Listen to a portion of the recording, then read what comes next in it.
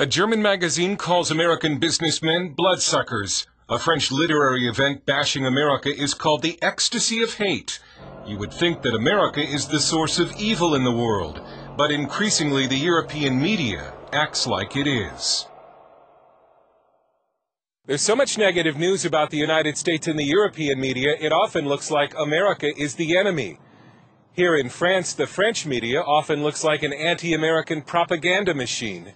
When you think of how many Americans died to save Europe from Nazism, it's very shameful. American novelist Nidra Poller, who lives in Paris, is talking about what she calls the ingrained hateful anti-Americanism in the French media. They talk about America as a country of vicious capitalism, indifferent to the welfare of human beings. They act like enemies of the United States. Yes, they do act like enemies. I would put their feet to the fire on that. I think it's a big mistake that the Americans haven't done that. If they ever get attacked, they think the Americans will come and help them out. So, they can kick the Americans. They can't kick the Iranians. They're afraid of them. Well, I worked in Brussels for the Wall Street Journal for almost 5 years, and I saw a consistent pattern of anti-American bias in the press. Richard Miniter says the media on the continent of Europe is not really free like our media, and it can be dangerous to stray from the conventional wisdom. And the conventional wisdom set by the intellectual class in Europe is profoundly left-wing and therefore profoundly anti-American. Les médias français sont... Respected French journalist and author Yvan Rioufol of the newspaper Le Figaro told CBN News he's been blackballed from French TV because of his pro-American reputation. The anti-Americanism that used to exist only on the political fringes of European society has taken over the middle.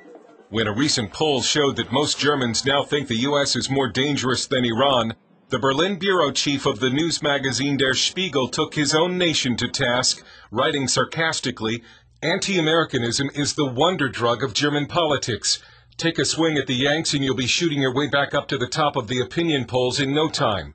For us Germans, the Americans are either too fat or too obsessed with exercise, too prudish or too pornographic, too religious or too nihilistic, too isolationist or too imperialistic. Anti-Americanism is hypocrisy at its finest. You can spend your evening catching the latest episode of 24 and then complain about Guantanamo the next morning. Anti-Americanism is called one of the last acceptable prejudices.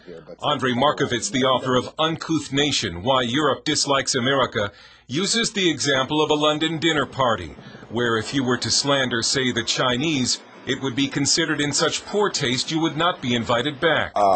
Yet, no one thinks for 1 second at the equivalent London dinner party, constantly talk about Americans as fat, uncultured, idiotic, dumb.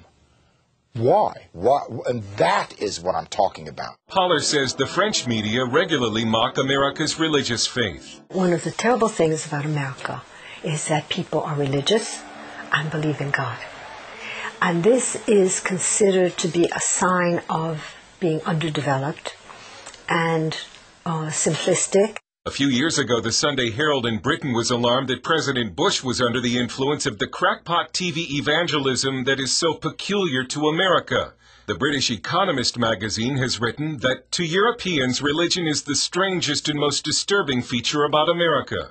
They find it extraordinary that 3 times as many Americans believe in the virgin birth as in evolution. Thanks to the internet and television, millions of Americans can now turn to the British media for their news. But a British conservative group has a warning for them about the BBC. It now has plans to conquer the United States domestic media market. But do you really want Britain's gift to America? On the outside, it may look a good deal. That reassuring English voice, those costume dramas, great natural history programs. But what's the inside story? The inside story, according to a 25-year BBC veteran and the author of the book, Can We Trust the BBC?, is that the BBC is systematically biased against Christianity in America. The BBC did not offer CBN News a response. Samuel Coates is a spokesman for the group that made the ad. I think most Americans really greatly underestimate how pervasive the BBC is. It is seen as the leading media outlet in the world. Some analysts say the European anti-American media machine has already damaged the U.S. by gradually separating America from her allies. Just one example. New French President Nicolas Sarkozy had to tone down his pro-American views or risk losing the French election. Americans have a tradition of not caring much what the rest of the world thinks of them. It might be time to start. Dale Hurd, CBN News, Paris.